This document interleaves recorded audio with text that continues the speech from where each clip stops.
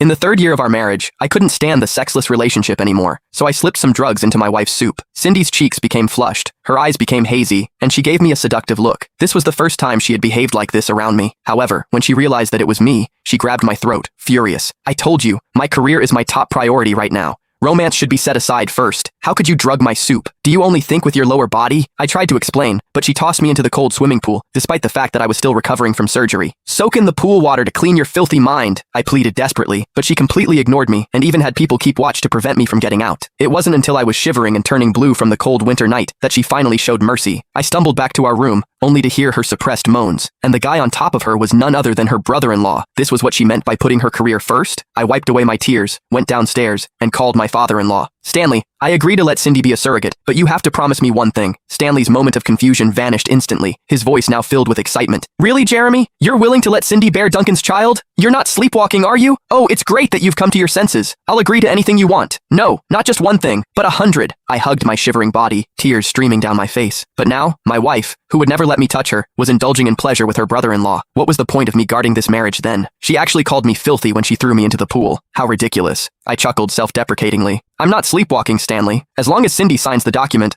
I'll do as you say. Stanley was overjoyed. I knew from the first time I met you that you're an understanding and sensible man who's willing to make sacrifices. Don't worry, Cindy is just having a baby. You two will still be a loving couple after she gives birth. That will never change. But the moans from upstairs, which got increasingly louder, were like a rusty knife that was slowly cutting open the lie that had been maintained for 3 years. I tried to suppress the pain in my heart and fell asleep with my mind in chaos. When I suggested intimacy, she gently kissed my cheek and said, Jeremy, the company is at a critical juncture. I need to focus on my career. You understand, don't you? I did not understand. We don't need to have a baby. It won't be a problem. She reasoned, condoms aren't 100% effective. What if there's an accident? I would have to go through the pain of having an abortion. Could you bear to see me suffer? I loved her, and I couldn't bear to see her suffer. But reality dealt me a heavy blow. The surgery wound was excruciating, and my broken heart was also in pain. With my last strength, I finished the divorce agreement, then called for an ambulance before losing consciousness. The next day, I woke up in the hospital. Cindy was by my bedside, her eyes full of concern and anxiety. Why didn't you tell me you were feeling unwell? The doctor said you have a high fever. Does it hurt anywhere else? She reached out to touch my forehead. I instinctively recoiled, my gaze sweeping over her neck. There, several bright red hickeys remained, sharp and painful to my eyes. Cindy noticed my gaze and tried to cover them up by pulling up her collar. You didn't come back to the room last night, so I was the mosquitoes' only target. Why would there be mosquitoes in the dead of winter? Cindy asked me kindly. What would you like to eat? I didn't answer. I closed my eyes, ignoring her. Just then, Duncan came into the ward carrying a thermos.